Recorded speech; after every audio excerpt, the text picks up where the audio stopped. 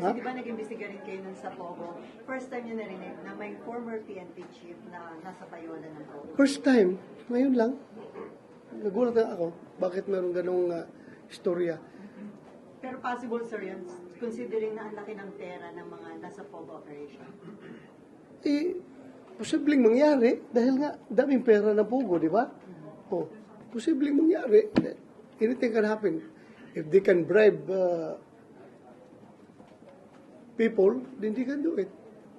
So Sir, nabanggit niyo part of political plan. Bakit niyo nabanggit na part of political plan? I don't have to expound on that. Bahala ka na mag-isip. Isipin mo. What is happening right now? Tingnan mo yung affidavit ni Espinido. Tingnan mo affidavit ni Espinido. Ang daming mali-mali. Halatang concocted na affidavit yun. At napilitan lang si Espinido na tatayuan niya yung affidavit niya. Very much concocted. Ibig sabihin si Villanueva, scripted yun, sinabi ka ako. Ikaw na mag-isip. Isipin mo. Sir, when it comes to intelligence information, di ba, you've been an officer yourself? Ha? Di ba, doon sa intelligence information na nag-gather, dapat ba nung nakuha yung information, ano yung ginawa para magkaroon ng concrete basis doon sa testimony kahapon? Sila ang source ng informasyon. So, dapat sila ang mag-develop niyan. They are bound by their own statement. Palopin nila yan. I-validate nila ng gusto. Otherwise, hindi makakuan. Hindi mo papagkatiwalaan ng gobyerno. He's part of the government. Sabi-sabi ka lang ganun. Tapos, wala pala yan. Hindi mo lang sana sinabi. Pero sir, kasi yung sinabi ng NBI na yung former police general time daw ni Vico and mista nyo. Mista ko. Yeah. Ako mista ko. Tatlo lang naman yung mista ko. Na General Albayalde, General Gamboa, General Kaskulan. Tatlo lang naman yung mista ko dyan. natanong niyo ba sila, sir? Hindi ko pa natanong. Pero sir, wala kang intel kung may bahid ng katotohanan yun. Ha? Wala kang natanggap na namang intelligence information kung may bahid ng katotohanan. As I've said, doon ko lang narinig sa hearing. Yung, wala akong idea. Sir, bakit, bituri kayo na bakit former chief PNP at hindi yung sitting o yung acting o why former PNP chief ang mayroon pa ba siyang clout doon sa mga dati niyang tao? Parang gano'n. I don't know. Suri niyo, sir. Suri niyo. I don't know. Sila lang nakakaalam yan. Kasi sila man nag-imbestiga, sila nakakaalam. Sir, were you surprised nung sinabi ni Villanueva kahapon na isang dating PNP chief yung kasama sa nagpatakas? O meron na rin talaga kayo, it was really happening na may mga PNP generals on the take from Pogoman? O first time nyo kahapon narinig na may mga on the take at naka-payroll ng Pogoman? First time ko narinig hapon. First time ko narinig. And considering yung billions of money na involved sa Pogo, hindi malayo. Hindi naman, ang PNP naman is not the regulating agency of Pogo. So why Pogo would be giving money to the PNP if they are not the regulating agency? As Diba? protector daw, sir. Ha?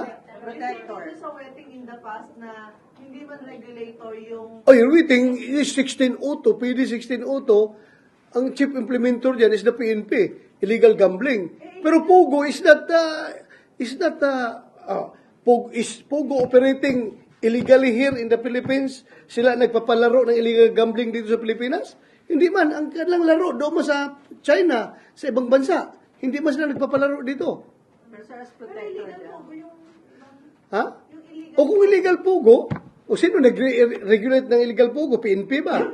Di ba? Ang pagkor ang nag-regulate niyan. Pero considering na di ba peace and order yung police,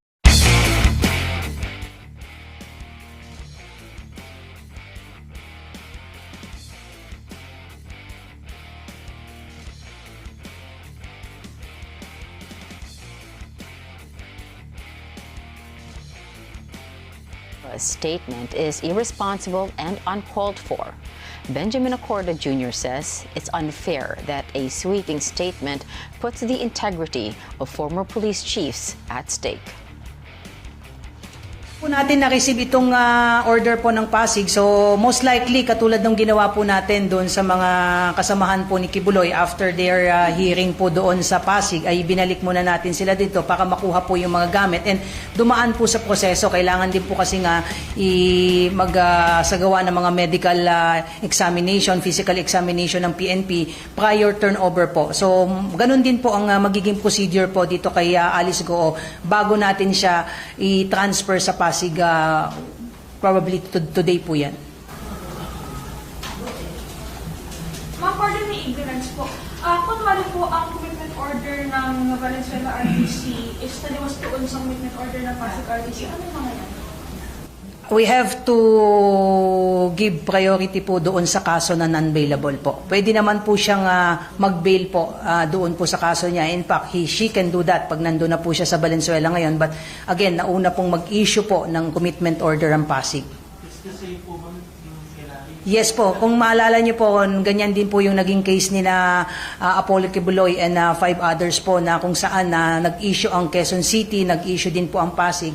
Then we have to take cognizance of the fact na yung mga kasong non-bailable po, yun po yung ating ipa-priority because we don't want to run the risk na makapag-bail sila at mawala na naman po. At in fact, dito sa case po ni Alice Goo, nauna pong mag-issue ng commitment order ang Pasig RTC. So yun po yung maghuhul po. So every time na magkakaroon ng hearing sa Senate or sa court ko, paano ang sistema? Ang Congress and Senate po has to request the courts po. Palagi po yan, regardless kung saan po siya sila nakadetine, whether sa PNP or sa BJMP, they have to course through the courts and the courts will issue orders directing kung sino man po ang unit na may custody po sa mga individual po na ito para dalhin po sila at i-transport papunta at pabalik po ng jail.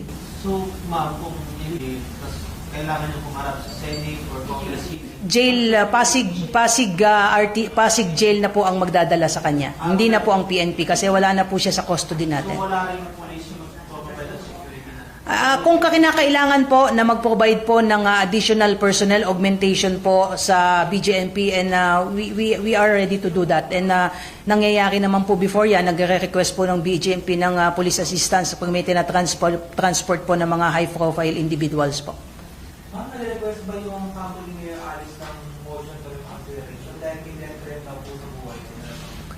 Wala pa akong alam with respect dyan sa motion for reconsideration because remember, this is the first time na haharap po siya sa korte and we don't want to preempt po kung ano yung mangyayari po sa proceeding mamaya po. Pero kung mas the PNP verified, yung dati na nang sinasabi meron siyang bantas na 25 Ongoing pa rin po yung validation but we are not at liberty to reveal kung ano po yung update po dyan so as not to complicate kung ano po itong mga investigation na sinasagawa po natin. But then again, there is an issue or there is an order issued by the RTC Pasig. We have to honor and follow this order po. Kung magpo-file po sila ng motion for reconsideration unless and until the court will issue a subsequent order holding in abeyance po yung transfer niya po sa Pasig RTC. Ito po yung susundin po natin. Mailipat po siya sa Pasig City Jail po. Ma'am, dun sa isang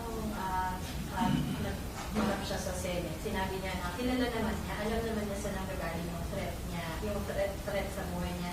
May binigay ba siya with regards to that? Ang sinasabi po niya ay, if I remember it right, I was also monitoring po the hearing, ay mga foreigner. And itong mga foreigner po na ito ay sinasabi pa rin niya na wala naman dito sa Pilipinas. So, for consideration ng threat assessment, so wala dito yung nagte-threat po sa kanya. But then again, sabi nga natin, kung ito ay ifa-file nila formally sa courts to request for her continued stay dito sa PNP, then we will have to respect po kung ano magiging decision po ng korte po.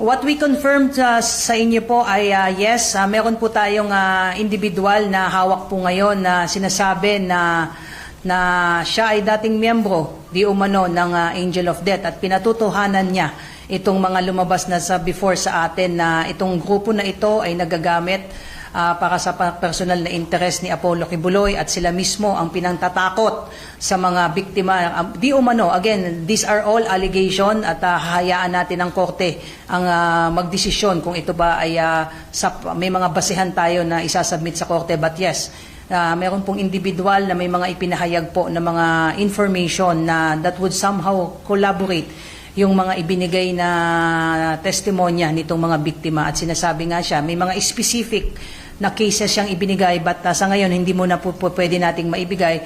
Unang-una, so as to protect his security and of course yung safety ng kanyang pamilya. Ma'am, pwede resulta na po ba yung pinaka-verify ng Davao City Police Office sa FEO ng mga alleged?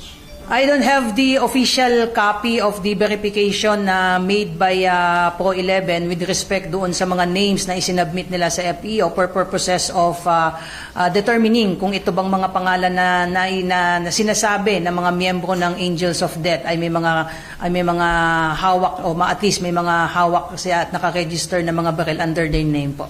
But initially, ang sinasabi po ay based sa initial verification, some of the names ay merong mga barel na nakarehistro under their names po. At yan po yung i-verify natin. In the absence of the official report po na hawak natin, I cannot confirm kung ilan o sino-sino dito yung sinasabing may mga pag-aaring baril po. Ma'am, ilan po ang hawak ngayon ng pulisya na nagpakilalang dating miyembro? As of now po, yung kausap po ngayon ng ating mga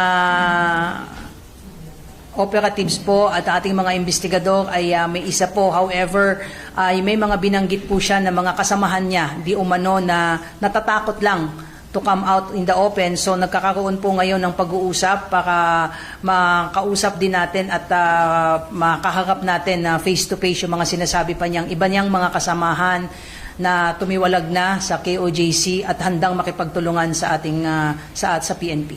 Can we say, ma'am, na yung taong yun verified na ng PNP na dating member talaga or nasa process pa kayo ng verification? Well, we have to vet at validate and verified kung itong tao na ito ay talagang miyembro ng KOJC. Kaya nag-iingat din po tayo.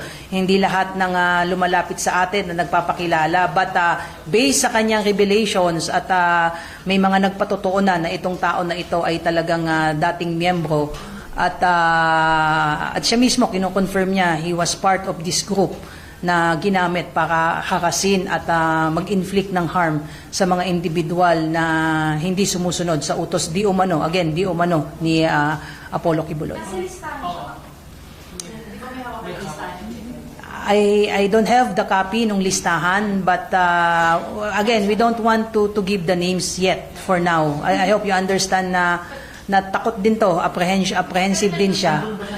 Ay hindi ko pa kasi nakita yung official na sinasabi ninyo na pinadala sa FEO po. I don't know, kausap ko po si General Torre kanina before po sa inyo humarap ay kinonfirm niya na may hawak na po ang PNP na individual at meron pa sila ngayon na haharapin ng mga individual pa na corroborate dito sa statement na ibinigay nitong individual na hawak ngayon ng PNP. Ma'am, sa isang interview, mga victims daw ng mga babae pastorals, inaalok din sa ilang mga kaibigan ni Kibuloy.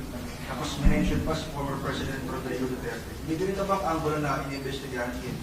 Lahat po yan, sir, ay iimbestigahan po natin. Ang nangyayari po kasi ngayon, magmula po ng mahuli po si Apollo Kibuloy ay marami na pong lumalapit sa atin at patuloy yung ating panawagan na kung sino pa ang mga individual na mayroon pong information at nalalaman sa mga illegal activities di umano na nangyayari dyan sa loob po ng KOJC compound, particularly yung mga nabiktima di umano ni Apollo Kibuloy at mga ginamit na mga tao para manakit or mangharas dito sa mga posibleng lumalapit sa atin. Patuloy po yung ating apela, huwag po kayong matakot at